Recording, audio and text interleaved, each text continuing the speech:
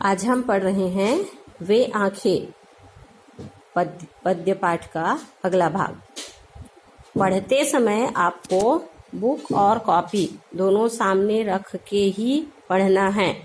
Pen copy रखेंगे और यदि यहाँ से कुछ पूछ रहे हैं तो इसका मतलब ये नहीं कि आपसे पूछ रहे हैं और आप बस उसको बोलने के लिए, आप उस पाठ का समग्र चिंतन कर पा रहे हो, माने जो हम पढ़ रहे हैं यहाँ से वो आप पढ़ पा रहे हो, आपको समझ आ रहा है। सुमित्रानंदन पंत जी का मूल नाम क्या था? उनका जन्म कब और कहाँ हुआ?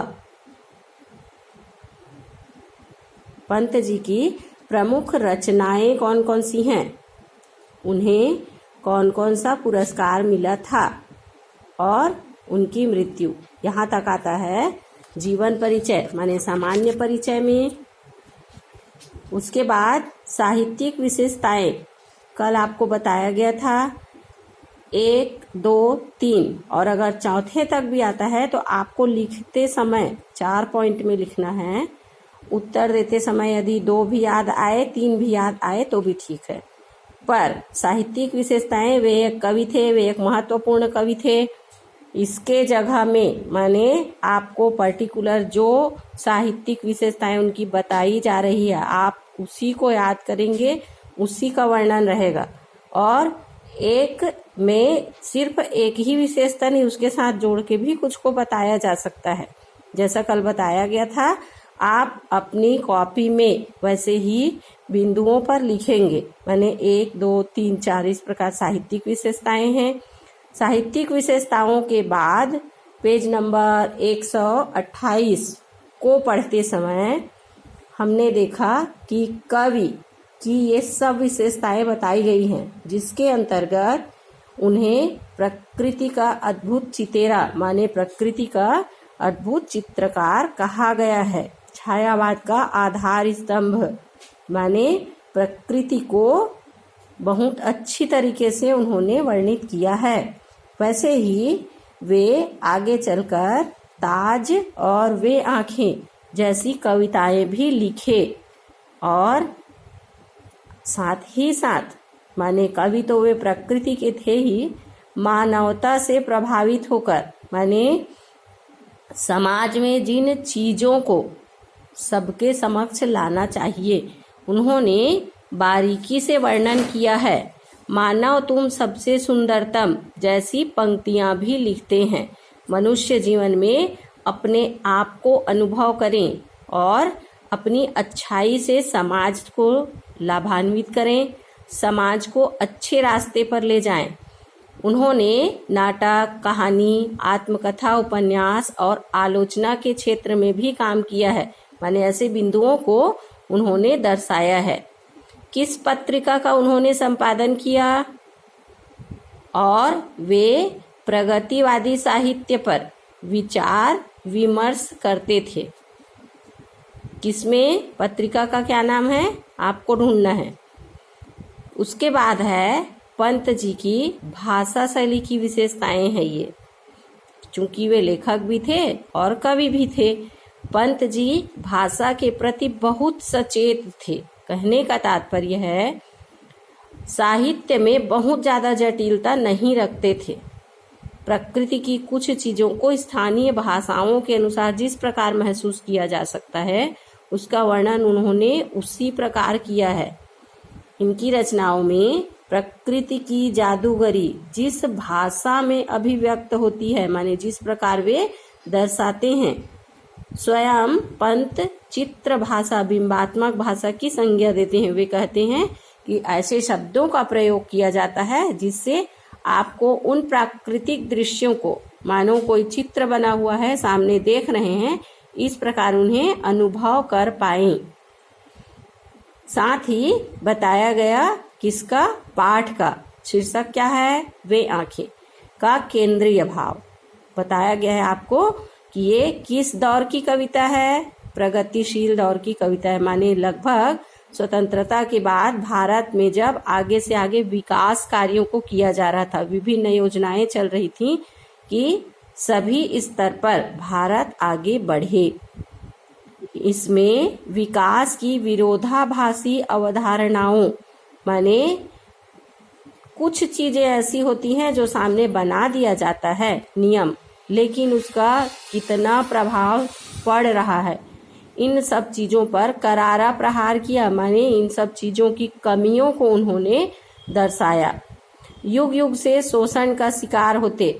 अब ध्यान देंगे, यदि आपको किसान पर एक आलेख या एक निबंध लिखने कहा जा रहा है तो आपको 11वीं कक्षा में इस पाठ को पढ़ाने का ये तात्पर्य है कि किसान की उस समय की स्थिति, किसान का महत्व, किसान की सामाजिक दशा, किसान की आर्थिक दशा, सारी चीजें यदि आप इसमें देखें तो उस पर एक लेख तैयार हो सकता है। वैसे ही वे कहते हैं किसका शिकार? शोषण का शिकार। माने उस समय में भी जो पूंजीपति होता, जिसके पास सुविधाएं थी, किसानों के पास जमीन होता तो बीज के लिए पैसे नहीं है, खाद के लिए नहीं है, कभी बाढ़ तो कभी सूखा, यदि 1 साल का प्रभाव उनके ऊपर पड़ता है तो पूंजीपति उसका किस प्रकार फायदा उठाते हैं। शोषण करना माने किसी का गलत फायदा उठाना। कवि को आहत करता है, उनके मन को यह दुख लगता है कि किस प्रकार जिस भारत पुत्र माने जिस किसान धरती पुत्र है उसको इस प्रकार दुखी है, शोषित किया जा रहा है। दुखद बात यह है कि स्वाधीन भारत में, ध्यान देंगे शब्दों पर, कि स्वतंत्रता के बाद सबसे पहले विभिन्न योजनाएं चलाई गईं। चूंकि कृषि प्रधान देश है और निचले स्तर तक कृषि पर ही लोग आधारित थे। विभिन्न उद्योग धंधे यदि स्थापित करते हैं तो उसके लिए विभिन्न स्तर को पार करना पड़ता है। तो उस समय पे जो किसानों के फायदे के लिए, माने किसानों को लाभ मिले, इस प्रकार जो केंद्र में रखकर व्यवस्था की गई थी, उनमें निर्णायक हस्तक्षेप नहीं किया। माने वास्तविक लाभ किसानों को नहीं मिल पाया था। कविता ऐसे ही दुष्चक्र में फंसे, माने इसी प्रकार का एक किसान है, उसकी व्यक्तिगत पारिवारिक दुखों की परतों को खोलती है। बता रहे हैं कि किस प्रकार उसको दुख है। स्पष्ट रूप से विभाजित समाज की वर्गीय चेतना, माने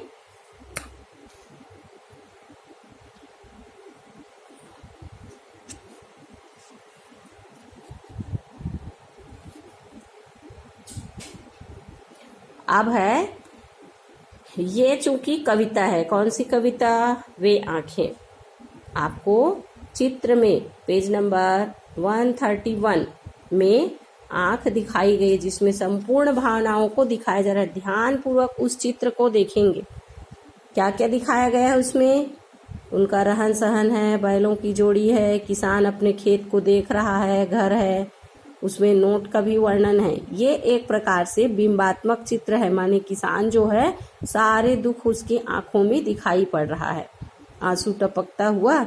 ये चित्र का तात्पर्य है किसान की वास्तविक स्थिति को सामने लाना। इसके अंतर्गत कवि का वर्णन है, जिसमें पहला पद्यांश हम पढ़े, अंधकार की गुहा सरीखी से लेकर संसार कगार सदृश बह खिसका तक। इसमें आपको बताया गया कि ये किसका वर्णन है? किसान जो बहुत ज्यादा परेशान है उसका वर्णन है, उसकी आंखों का वर्णन है। कवि के अनुसार अंधकार की गुहा सरीखी उन आंखों से डरता है मन। ये उस किसान की आंख है जिसमें दूर दूर तक निराशा रूपी अंधकार है, इसलिए इन अंधेरी गुफा के समान आंखों में देखने से डर लगता है। भरा दूर तक उसमें दारुण, दूर दूर तक उसमें दयनीय अवस्था भरी हुई है। दैन्य दुख का नीरव रोदन बिना आवाज के चुपचाप अपने आप में कसकते हुए उनका रुदन उन आंखों से दिखाई पड़ रहा है, महसूस हो रहा है। वह स्वाधीन किसान रहा, अभिमान भरा आंखों में इसका। स्वतंत्र भारत का किसान है, इसमें पूरा अभिमान भी होना था, लेकिन उसकी जगह पर क्या है? दयनीय अवस्था है, करुणा की स्थिति है कि लोग उसे किस प्रकार मदद कर पाएं। छोड़ उसे मझधार आज, संसार कगार सदृश बह खिसका। काव्य पंक्तियों में आपको पहले बताया गया है कि पर्टिकुलर जो शब्द हैं उसमें बहुत सी भावनाएं जुड़ी हैं। ये 2 लाइन जो दिया है, छोड़ उसे मझधार आज संसार कगार सदृश बह खिसका। कगार माने होता है समुद्र का किनारा। जिस प्रकार नदी का तेज बहाव आगे आगे बढ़ता है, किनारे क्या है उसे ना देखते हुए, कुछ यदि पेड़ पौधे तो वो बह भी जाते हैं और किनारा अपने स्थान पर रहता है, वैसे ही विकास के इस दौर में माने विकास कार्य जो चलाए जा रहे हैं उसमें किसान को कुछ भी लाभ नहीं मिल रहा है और समय लगातार आगे बढ़ रहा है। अब बच्चे ध्यान देंगे, ये पहला पद्यांश है कहाँ से कहाँ तक? अंधकार की गुहा सरीखी से लेकर संसार कगार सदृश बह खिसका तक। इसमें संदर्भ क्या है? प्रस्तुत पद्यांश हमारी पाठ्य पुस्तक कौन सी है? आरोह के पद्य खंड वे आंखें कविता से अवतरित है। इसके रचयिता, इसके रचनाकार आधुनिक छायावादी कवि कौन है? सुमित्रानंदन पंत जी हैं। ये इसका संदर्भ हुआ। प्रसंग, प्रस्तुत पद्यांश में कवि ने भारतीय किसान की वास्तविक दयनीय दशा का चित्रण किया है। ये क्या हुआ? प्रसंग। और अर्थ जितनी व्याख्या अभी बताई गई। अच्छा, इतने में विशेष क्या क्या है? इसमें बहुत सारे शब्द हैं। क्या क्या है विशेषताएं? कौन सा रस है इसमें? करुण रस है, किसान की दयनीय स्थिति का वर्णन है। और कुछ कुछ शब्द जैसे नीरव, कगार, मझधार, सदृश, ये हिंदी शब्द हैं जिनका प्रयोग प्राचीन समय से किया जा रहा है। पहली विशेषता हुई करुण रस है। दूसरी विशेषता क्या हुई? किसान की वास्तविक दशा का, दयनीय दशा का चित्रण है। अब आते हैं दूसरे पद्यांश में। दूसरा पद्यांश है, लहराते वे खेत दृगों में हुआ बेदखल वह अब जिनसे हंसती थी उनके जीवन की हरियाली जिनके त्रिन त्रिन से। आँखों ही में घूमा करता वह उसकी आँखों का तारा, कारकुनों की लाठी से गया जवानी ही में मारा। पढ़ते समय मैंने यह कहा था कि जैसे मैं उच्चारण करके पढ़ रही हूँ, कविता को आप भी उसी प्रकार पढ़ेंगे।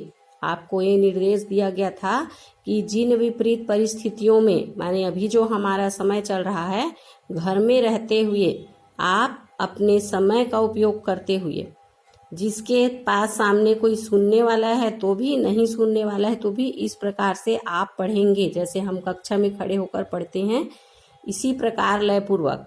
तो ये दूसरा पद्यांश है। इसमें बहुत सारे शब्दार्थ हैं।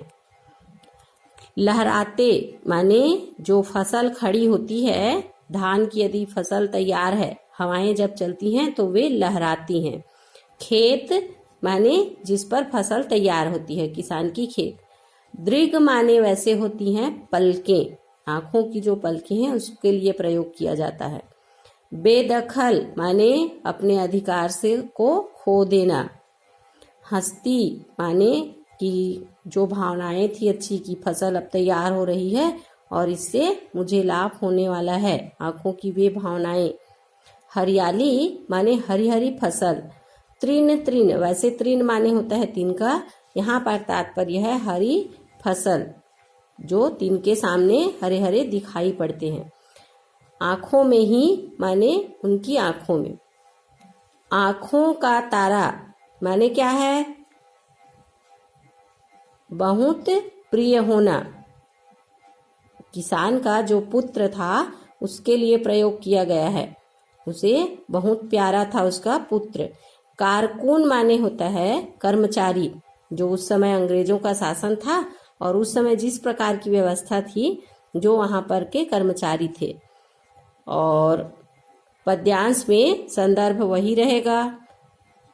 किस पुस्तक से है, किस खंड से है, आपको इतना उसमें दर्शाना ही है कि ये पाठ्य पुस्तक आरोह से है, पद्य खंड से है, शीर्षक क्या है, वे आंखें, और कवि का नाम। प्रसंग प्रस्तुत पद्यांश में सुमित्रानंदन पंत जी ने, जितने बार आप प्रसंग देख रहे हैं उतने बार आपको कवि का उसमें वर्णन करना ही है। प्रस्तुत पद्यांश में किसने, सुमित्रानंदन पंत जी ने भारतीय किसान के शोषण व दयनीय दशा का वर्णन किया है और किसान को अपनी स्मृति माने अपनी पुरानी यादों को करते हुए वर्णन किया गया है। अर्थ, कवि के अनुसार लहराते हुए खेत दृगों में हुआ बेदखल वह अब जिनसे, चूंकि किसान है, पूर्व में यह खेती थी जिसमें फसल लहराते थे, तो आज किसान की इन आंखों में, दृग माने होती पलकें, पलकों को झपकने से जो दृश्य दिखाई पड़ रहा है, माने किसान